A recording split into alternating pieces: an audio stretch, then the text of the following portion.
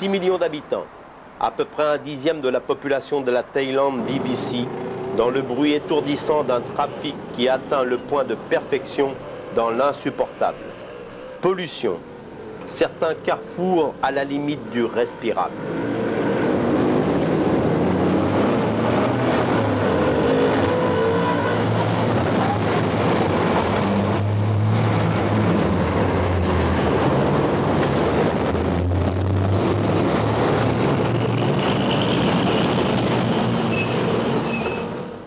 Au cœur de cette ville se trouve le Grand Palais Royal.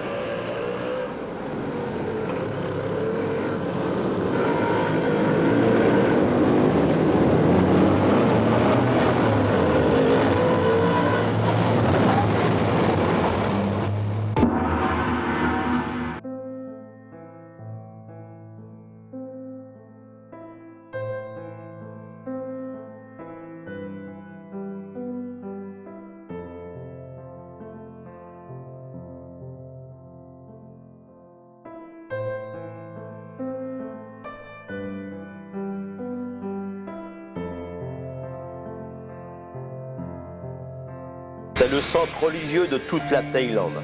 5 hectares de monuments aux architectures folles, aux piliers incrustés de pierres précieuses, aux tours couvertes d'or gardées par des géants grimaçants.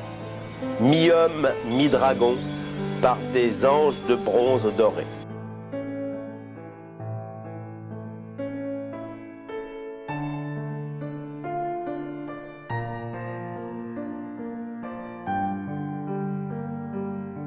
Ici commence Bangkok. Ainsi l'a voulu Rama Ier en 1782. Il commença à construire un palais, constituant le noyau de l'ensemble actuel.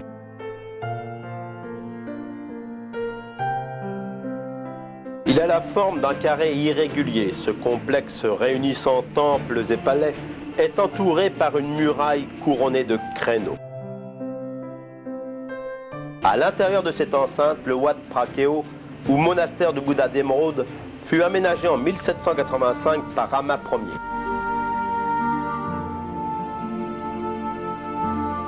Les constructions étant très endommagées, les bâtiments, statues, sculptures et fresques furent brillamment restaurés pour le 2500e anniversaire de la mort du Bouddha en 1957.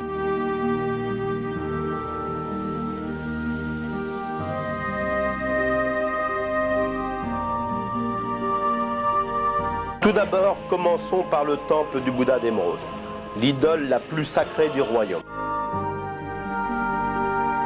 Des lions en bronze surveillent les 4 entrées.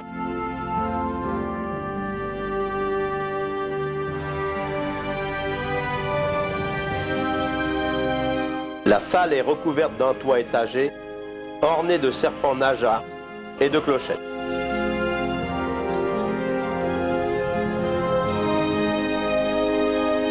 Les murs extérieurs sont décorés de stucs bleu doré et de nacre.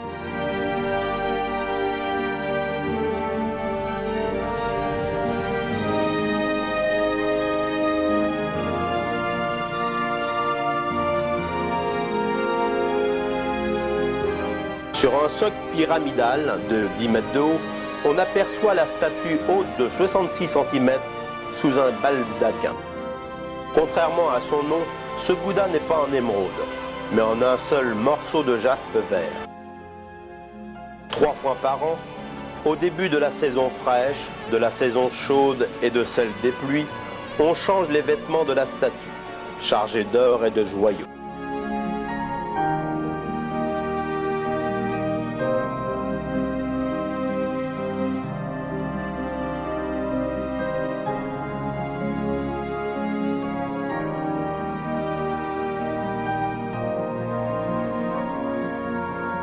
À côté du temple du Bouddha d'Émeraude se trouve le Panthéon. Des combles à pignons, haut perché, une tour centrale jaune en forme de prang lui donne son aspect caractéristique. Il sert de lieu pour le culte des ancêtres de la dynastie Chakra.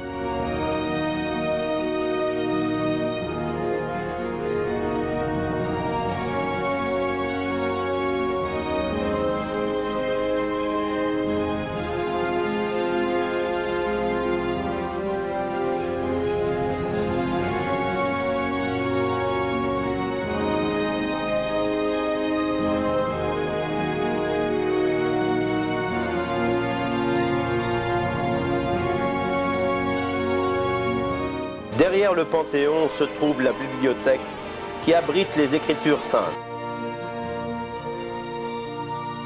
On y conserve le Tripitaka, rédigé en 1788 en langue pali et écriture thaï, qui constitue la base écrite du bouddhisme. Entièrement en bois, le monument est complètement recouvert de sculptures dorées et de mosaïques en verre multicolores. Contigu à la bibliothèque, un magnifique chédi incrusté de faïence dorée constitue le point de repère le plus splendide de tout l'ensemble, la pagode d'or. Elle fut construite en 1885 par le roi Chunalongkorn au-dessus d'une petite tour où était emmurée une relique. Autour de la grande pagode d'or sont disposées 4 petites pagodes.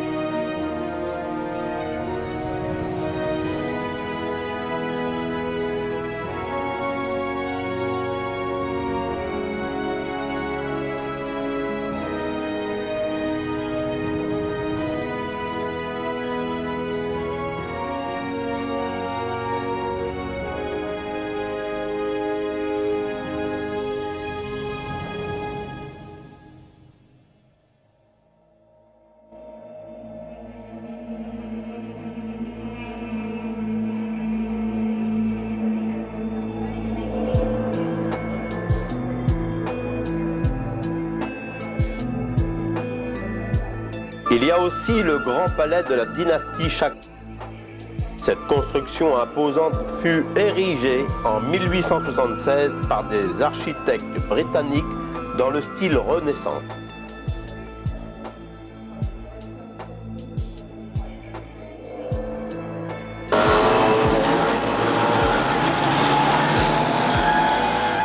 Au sud du Grand Palais Royal se trouve le Wat Po, ou temple du Bouddha couché, le plus ancien de Bangkok et le plus vaste de Thaïlande.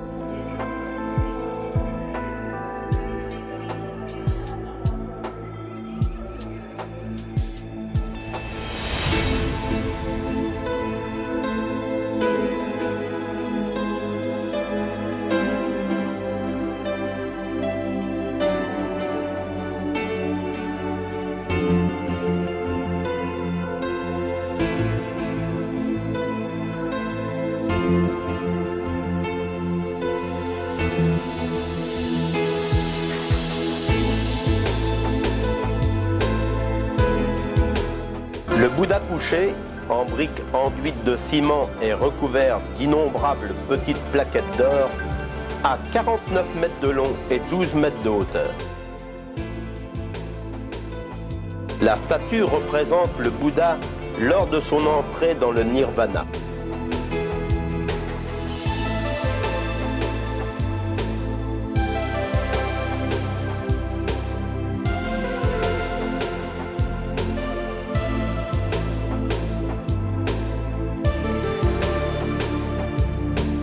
Les plantes des pieds orientées vers l'ouest sont ornées de 108 signes composés de plaquettes de nacre.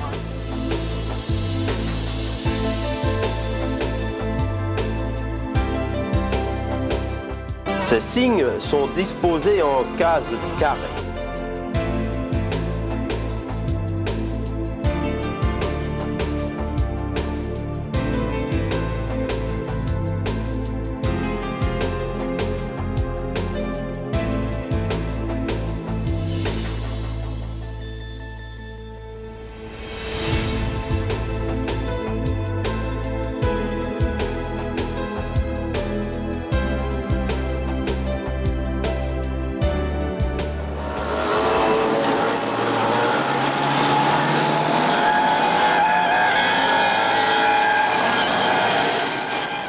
Au sud-est de Bangkok se trouve le temple des Trois Amis, le Wat Remir. C'est dans ce monastère que l'on découvre la pièce maîtresse qu'est le Bouddha d'or. Un Bouddha de 5500 kg en or, d'une pureté de 80% de la période Sukhothai au XIIIe siècle. Découvert par hasard en 1954 sous une couche de plâtre, c'est lors d'un transfert sous la pluie, les couches d'enduit se détachèrent et laissèrent apparaître cette œuvre d'un prix inestimable.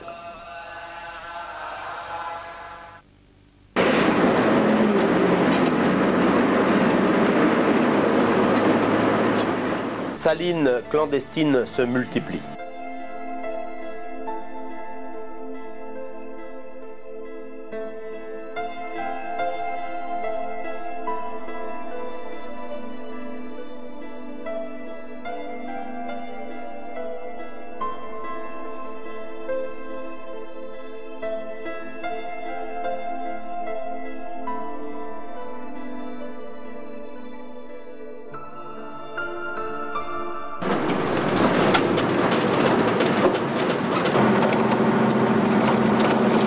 Du bouddhisme de Thaïlande, voici Nakhon Pathom.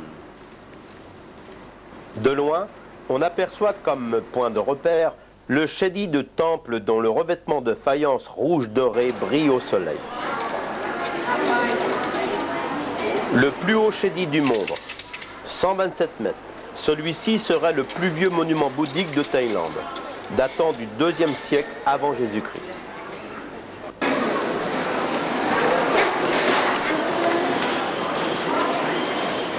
Et puis toujours ce peuple donnant des offrandes. Ces offrandes obéissent toujours à la règle des chiffres magiques 3 et 7. 3 boutons de lotus, 7 cierges. 3 fois 7 bâtonnets d'encens. On recouvre aussi la statue de feuilles d'or tellement fines qu'un souffle peut les déchirer avant qu'elles soient déposées.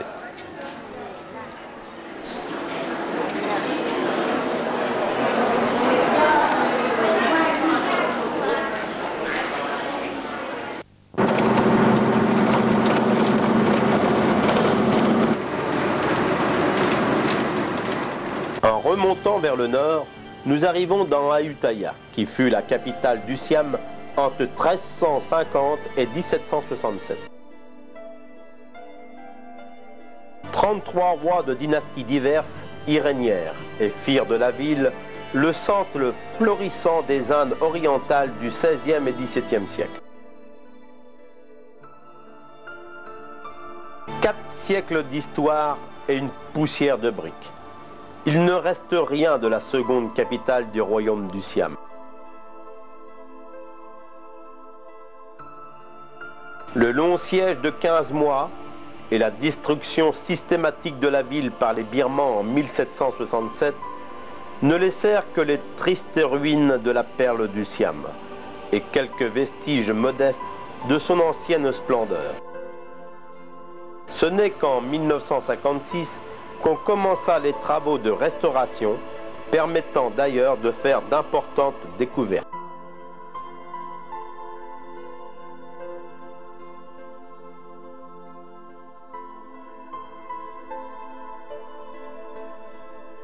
Après Ayutthaya, la route longe les canaux et les rizières interminables à l'est du Menam et nous mène à Baphaing.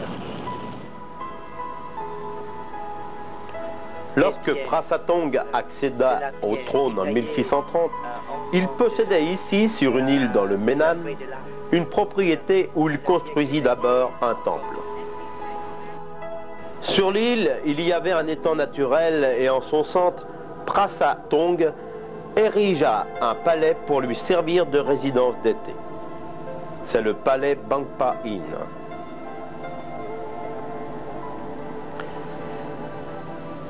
Il servit de séjour pendant la saison chaude à tous les monarques successifs jusqu'à la conquête d'Ayutthaya par les Birmans en 1767. Après le transfert de la capitale à Bangkok, cette résidence se délabra. Ce n'est que sous Mongkunk, avec l'avènement de la navigation à vapeur, que Bangpa-in revint à l'honneur. Et Chulalongkorn fit complètement rénover l'ancien palais.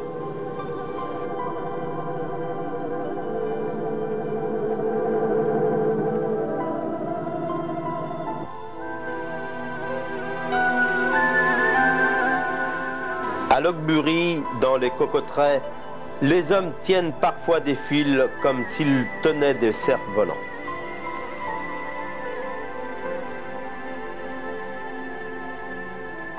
Mais au bout des fils, dans le ciel de la cocotteraie, les cerfs-volants sont des singes ramasseurs de noix de coco et attachés par le cou. Chaque traction sur le fil, chaque mouvement correspond à un ordre, et le singe envoie les fruits mûrs vers le sol. À Lochbury, le singe est roi. Ici, on fait vraiment ce que l'on veut.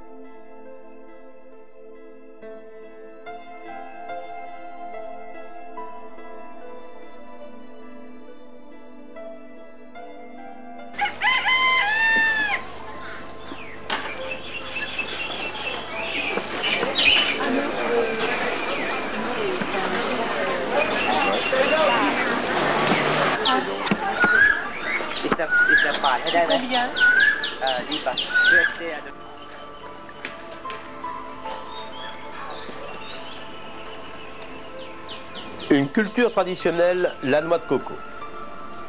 L'amande de coco, le copra peut être transformé en huile ou à partir du fruit d'un palmier, les tailles produisent également de manière artisanale du sucre de palme. Et là, c'est l'huile de coco.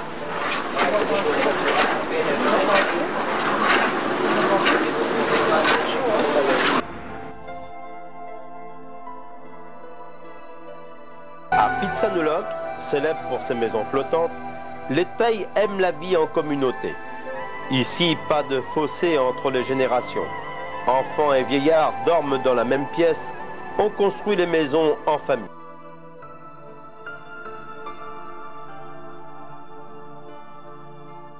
En 1960, un incendie ravagea Pitsanulok. Seul le Watatap, situé à l'écart, y échappa. Un prong doré de style Khmer domine de ses 36 mètres l'ensemble du temple. Celui-ci accueille de nombreux pèlerins car il abrite une statue du Bouddha aussi vénérée que le Bouddha d'émeraude de Bangkok. Plaqué d'or par la main d'un roi, il a la réputation de porter chance, aussi ne manque ni offrande ni prière.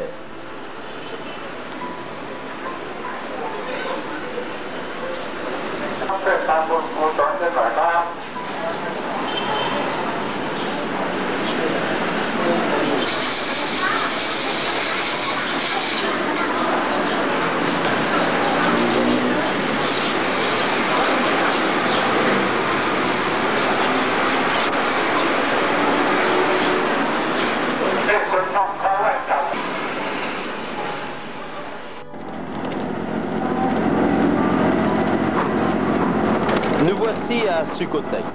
Sukhothai signifie l'aube de la félicité. Son aire fut marqué par l'extension du bouddhisme. La première capitale siamoise connut son apogée sous le règne du roi Raksamen. Fondée en 1238, Sukhothai s'incline plus d'un siècle plus tard, devant la montée en puissance d'Ayutthaya.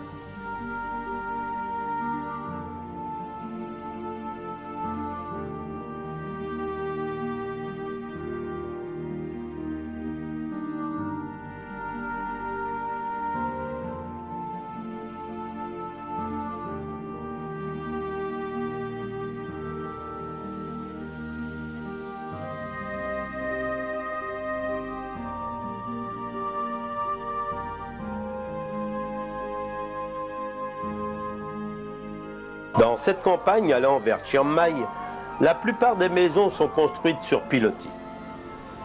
Non seulement pour se protéger des serpents ou des scorpions, mais aussi pour éviter les fréquentes inondations indispensables pour la culture du riz. La Thaïlande est un pays essentiellement agricole. Près de 80% de la population active travaille dans les champs. La Thaïlande est autosuffisante sur le plan alimentaire.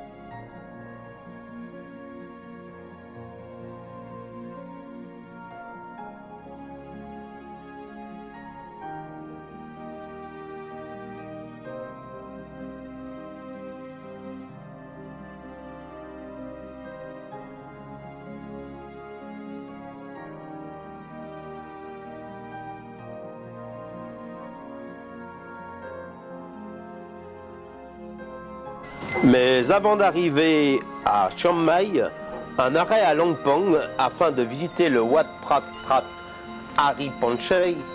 Ce temple datant de l'ère des Hmong est l'un des sanctuaires les plus importants de Thaïlande du 7e siècle.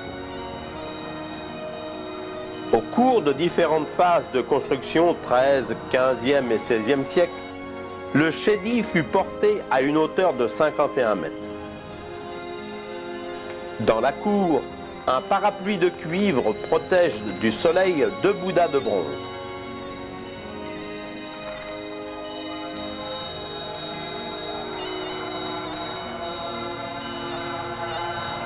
Un petit pavillon abrite le plus grand gong de bronze connu au monde.